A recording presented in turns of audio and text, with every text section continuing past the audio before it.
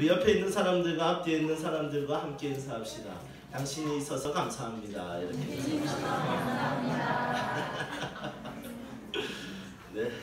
네, 현재 인류에는 천적이 없습니다. 인류가 가장 강한 힘을 가졌습니다.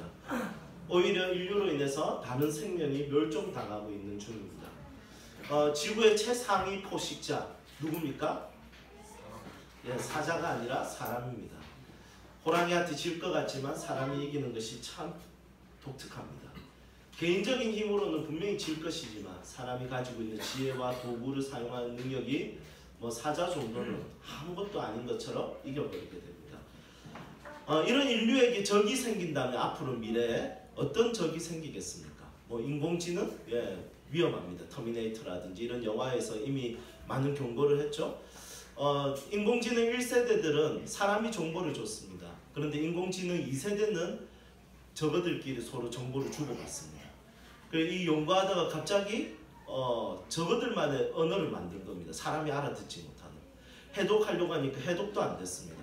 굉장히 위험한 거죠. 사람이 알아들을 수 없는 언어를 자기들끼리 만들어냈어요. 그래서 바로 스위치 뽑았다고 이야기합니다. 연구 그만하도록. 그래서 연구가 실제로 정지가 됐답니다. 2세대 지금 연구하다가 인공지능들끼리 서로 자기들만의 언어를 만드는 것을 보고. 그런데 여러분, 진짜 인공지능이 우리 인류의 가장 큰 적일까요?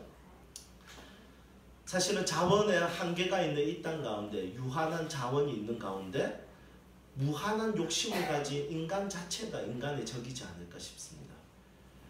자원은 한계가 있으니까. 그러니까 인간은 어떻게 하냐면 욕심이 무한하니까 이 자원을 뺏기 위해서, 살기 위해서 몸부림치는 것이 이 인간의 최대 주적이라는 것이죠. 실제로 그 멜서스라는 사람이 이 인구론이라는 논문을 보면 실제로 그런 자료들이 있습니다. 식물의 성장 속도는 느린데 인간의 성장 속도는 빠르다. 그래서 결국에는 강하고 능력 있는 인간이 살아남는다.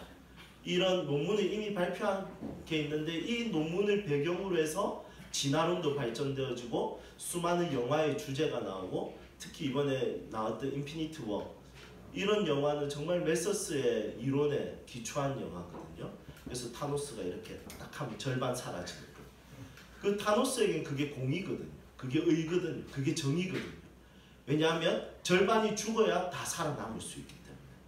그래서 자기도 그 확률 안에 넣어서 딱 했는데 자기가 살아나잖아요.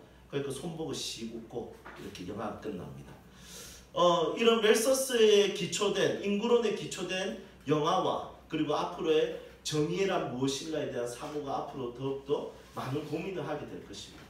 하지만 기독교는 이런 어떤 인구론의 배경으로 인해서 어떤 효율적이고 확률적인 이런 승부로 사는 자들이 아니라 한 사람, 한 영혼, 정말 가난하고 소외된 자들, 정말 약한 자들, 그들의 편이 되어서 나의 욕심을 따라 사는 것이 아니라 그들을 위해서 살아가는 인생의 목적을 가지고 사는 것이 우리 그리스도인의 삶의 목적임을 믿습니다. 아멘입니까? 그렇다면 우리 그리스도인에게 진짜 주적은 누구일까요? 오늘 말씀해 보면 두 가지 적에 대해서 나옵니다. 하나는 밖에서 오는 적이고요. 하나는 내 안에서 나오는 적입니다.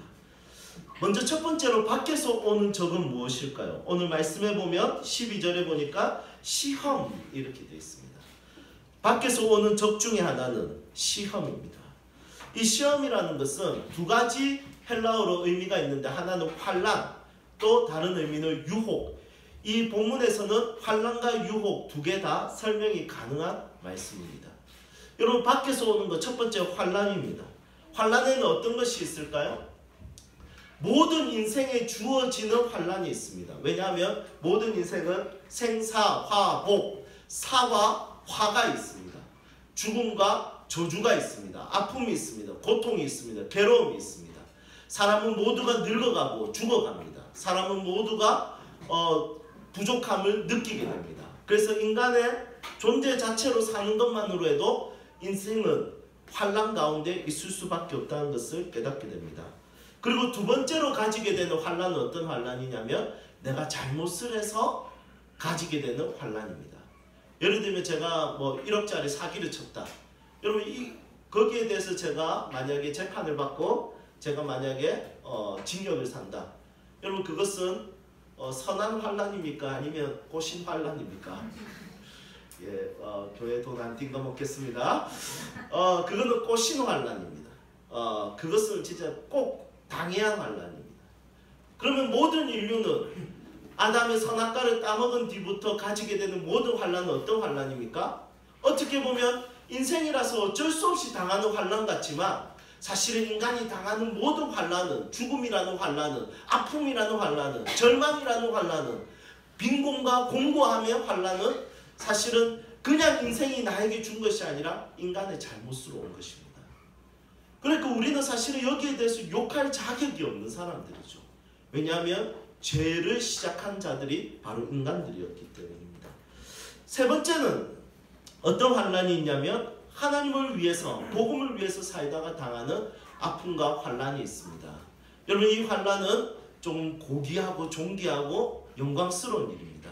하나님 나라를 위해서 살다가 당하는 아픔과 고통. 저는 저희 교회 성도들이 인생 때문에 당하는 아픔 그리고 자기가 죄지어서 당하는 고통 이런 고통과 아픔만 겪는 인생이 아니라 정말 하나님 나라와 복음과 정말 이 땅에 소외되고 가난한 자들을 돌보면서 당하는 아픔을 경험할 수 있기를 주님의 이름으로 축복합니다. 그래서 이렇게 환란이 있고요. 두 번째는 뭐냐면 유혹입니다. 유혹. 나에게서부터 나가는 것이죠. 이것은 이 유혹이라는 것은 시작점이 뭐냐면 욕심입니다. 그래서 오늘 말씀해 보니까 15절 욕심이 잉태한 즉 죄를 낳고 죄가 장성한 즉 사망을 낳느니라. 내 안에 있는 욕심은 나를 망가뜨리게 됩니다. 어떻게 망가뜨리냐면 죄를 짓는 모습으로 몰아넣게 됩니다. 그리고 이 죄를 짓고 나면 이 죄는 우리를 죽음과 망함과 사망으로 몰아넣습니다. 그래서 욕심이라는 것은 나를 망가뜨리는 것을 보게 됩니다. 그래서 그리스도인에게 최상위 포식자, 적은 사실은 어떤 다른 인류가 아니라 어떤 상황과 환경으로부터 오는 환란과 그리고 내 안에서부터 나가는 욕심 이것들이 우리를 망가뜨리고 이것들이 우리를 주저앉게 만드는 것을 보게 됩니다. 자 그렇다면 우리의 인생에 좋은 것들은 어디로부터 올까요? 세상에서부터 오는 것도 아니고 내 안에서부터 만들어지는 것도 아니면 우리 인생에 진짜 좋은 것은 어디에서부터 올까요? 사실은 세상에서부터 나에게 좋은 것이 올 것이라고 기대하는 것은 유괴범들이 아이들에게 잘해주기를 원하는 것과 똑같습니다.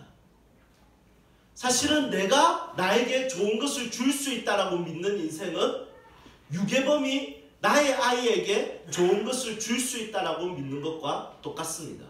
왜냐하면 나는 좋은 것을 줄 수 없는 존재입니다. 세상도 나에게 좋은 것을 줄 수가 없습니다. 여러분 만약에 유괴범이 우리 아이들한테 잘해주면 그 좋은 겁니까? 빨리 팔을 꺾어야 됩니다. 빨리 잡아야 됩니다. 왜냐하면 유괴범이 잘해주는 것은 우리 아이들에게 절대 좋은 게 아닙니다. 그러면 내가 우리 아이들에게 잘해주는 것은 뭡니까? 좋은 겁니다. 그리고 두 번째로 부모가 자기 자녀에게 훈계를 하는 거, 혼을 내는 거. 저희 가정의 의미를 빌리자면 이종화가 다스린 데서 종실레이야. 종화가 다스린다. 종실레이야 딱 들어가는 순간 한결이 한별이 이래는 바로 무릎을 꿇고 손을 듭니다. 모든 악한 행위를 멈추게 됩니다. 모든 죄에서 자유함을 얻게 됩니다. 물론 벌을 상해서. 여러분 이것은 제가 혼을 내더라도 애들한테 좋은 겁니까? 나쁜 겁니까? 좋은 거죠. 그런데 유괴범이 잘해주는 거 여러분 이것은 아이들에게 안 좋은 것입니다. 여러분 마찬가지입니다. 세상이 나에게 잘해줄 것이다. 세상이 나에게 좋은 것을 줄 것이다. 세상에서부터 나에게 멋지고 좋은 것을 선물해 줄 것이다. 아니에요. 세상은 잘하는 사람에게만 줘요. 세상은 멋진 사람에게만 줘요. 우리는 온데간데 없는 존재. 그리고 내가 나에게 좋은 것을 선물해 줄 수 있다? 안 됩니다. 왜냐하면 우리는 욕심쟁이. 욕심은 죄를 낳고 죄는 사망을 낳기 때문에 우리의 인생을 내가 주도하고 만들어 간다면 반드시 삐뚤어지고 엉망진창이 될 것입니다. 그렇다면 우리 인생이 정말 좋은 것은 어디로부터 올까요? 오늘 말씀 17절 함께 읽도록 하겠습니다. 17절 함께 읽겠습니다. 온갖 좋은 은사와 온전한 선물이 다 위로부터 빛들의 아버지께로부터 내려오나니 그는 변함도 없으시고 변함의 그림자도 없으시니라. 아멘. 세상에 그 어떤 것도 우리에게 좋은 것을 줄 수 없고 나도 내 인생에 좋은 것을 만들 수 없지만 오늘 이 말씀을 보니까 빛들의 아버지로부터 우리의 인생에 좋은 것을 주실 수 있는 하나님에 대한 소개를 하고 있습니다. 하나님은 회전하는 그림자도 없다고 합니다. 이건 무슨 의미냐면 빛이 비치면 별이라든지 달이라든지 모든 것은 어두움이 있습니다. 이 빛이 비출 때 이 뒤쪽은 어두움이 있습니다. 그림자가 있습니다. 그런데 하나님은 모든 것에 좋으신 분이시고 모든 것에 비치신 분이기 때문에 어두운 것이 하나도 없습니다. 그림자가 하나도 없습니다. 그분은 좋으신 분이시기 때문에 그분으로부터 발생되고 그분으로부터 파생되는 것은 다 좋은 것입니다. 그 파생되고 발생되는 그 좋은 것을 누구에게 주기를 원하시냐면 빛들의 자녀들에게 주기를 원하신다는 것입니다. 창세기 1장은 하나님이 천지를 창조하신 것을 기록하고 있습니다. 천지를 지으시고 그 천지 안에 이것도 지으시고 저것도 지으시고 다양한 것들을 만드시고 채워나가셨습니다. 하나님이 채워나가신 것 중에 꼴보기 싫은 것이 있었습니까? 정말 보기 싫은 것이 있었습니까? 아니요. 하나님이 만드시고 하나님께서 뭐라고 말씀하시냐면 모든 것이 보시기에 좋았더라. 그리고 인간을 만드신 뒤에는 인간은 보시기에 심히 좋으셨더라. 여러분 여기서 히브리어 토브라는 단어는 완전한 좋음입니다. 너무 좋음입니다. 부족함이 하나도 없는 좋음입니다. 하나님은 그 어떤 것에도 그 천지에 채운 것 중에 정말 부족하고 연약한 것을 만든 것이 없다라는 것입니다. 그렇지만 모든 악한 것은 무엇으로부터 들어왔냐면 인간으로부터 들어왔습니다. 인간이 죄를 짓는 것으로부터 들어왔습니다.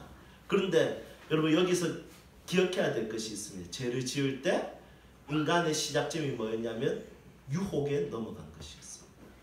사단 마귀의 유혹에 넘어갔습니다. 그러니까 인간으로부터 파생된 것이 절망적이고 아픔이고 죽음이고 상처라는 것입니다. 그래서 죄가 딱 들어오는 순간 아담과 하와의 관계가 딱 끊어졌습니다. 이는 내 뼈 중에 뼈요 살 중에 살이라고 했는데 갑자기 아담이 하나님께 이렇게 당신이 만들어준 이 옆에 내가 나를 죄짓게 했다.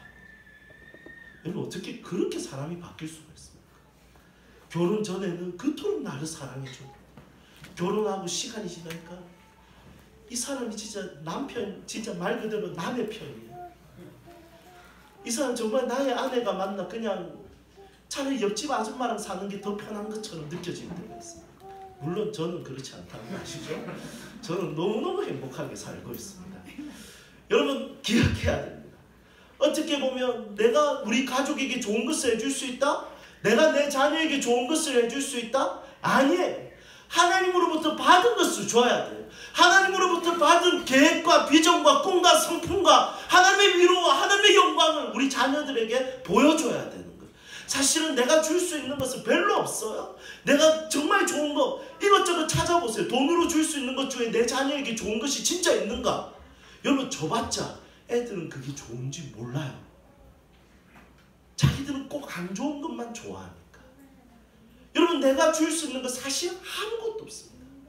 그런데 저는 아이들을 키워보니까 알겠더라고요. 하나님으로부터 오는 지식, 하나님으로부터 오는 위로, 하나님으로부터 오는 세상에 대한 가치관, 하나님으로부터 오는 이 시대를 바라보는 시선. 여러분 이것을 아이들에게 가르칠 때 정말 놀라운 것을 내가 소물하고 있다는 것을 깨닫게 됩니다. 살아보면 깨닫게 되는 것이 뭐냐면 내가 줄 수 있는 것 중에 좋은 것이 많이 없다는 것을 알게 됩니다. 있다면 돈 정도, 있다면 장난감 정도, 있다면 그냥 밥 세 끼 먹게 하는 것 정도. 그게 전부라는 생각이 듭니다. 사랑하는 여러분, 우리 인생의 가장 좋은 것은 어디로부터 옵니까? 하나님으로부터 온다는 것을 경험해 보셨습니까? 2018년 절반이 지났습니다. 이 절반이 지나는 동안 여러분들이 한번 고민해 보십시오. 세상으로부터 오는 좋은 것이 어떤 것이었습니까? 내가 만들어낸 좋은 것은 어떤 것이었습니까? 그런데 예배로부터 그분의 음성과 그분의 위로와 그분이 주신 비전과 그분이 주신 꿈과 계획 중에 그분이 인도하신 것 중에 여러분 좋지 못한 것이 있었습니까? 인생이 너무너무 환란스럽고 너무너무 어려웠지만 그 가운데 역사하셨던 하나님의 인도하심 항상 좋았습니다. 오늘 그것을 묵상하고 생각하며 한 해를 돌아볼 수 있기를 주님의 이름으로 축복합니다.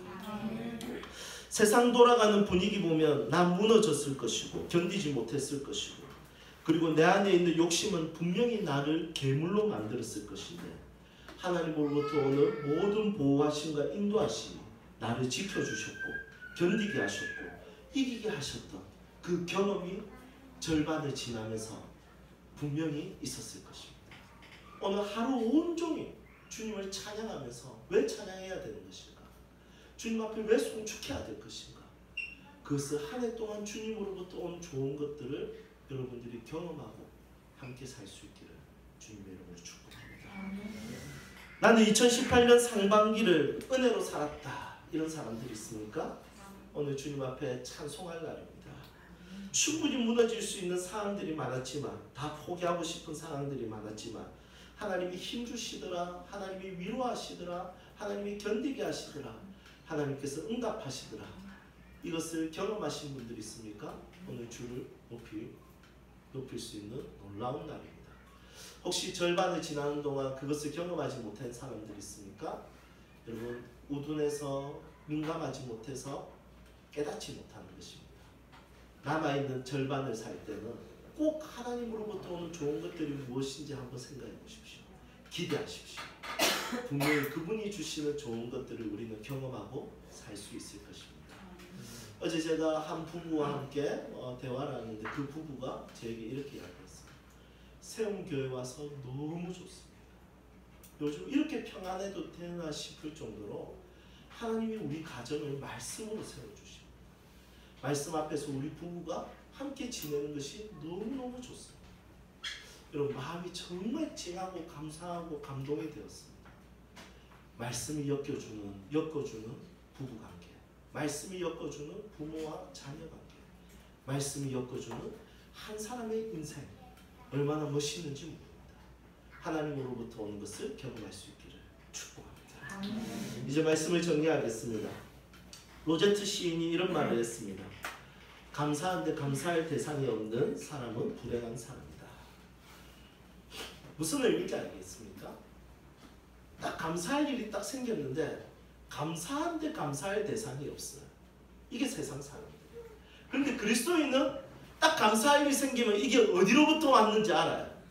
아, 주님이시구나. 아, 하나님으로부터 왔구나. 이게 우연한 게 아니구나. 이거 주님이 주셨구나. 딱 깨닫습니다. 그래서 그리스도인은 감사한 일이 있을 때 이 모든 좋은 것의 출처가 어딘지 정확하게 아는 사람들입니다. 여러분 오늘 하루 온종일 이것을 묵상합시다. 이것을 생각합시다. 한 주 동안 내 모든 것의 좋은 것의 출처가 하나님이라는 것을 다시 기억합시다. 할렐루야.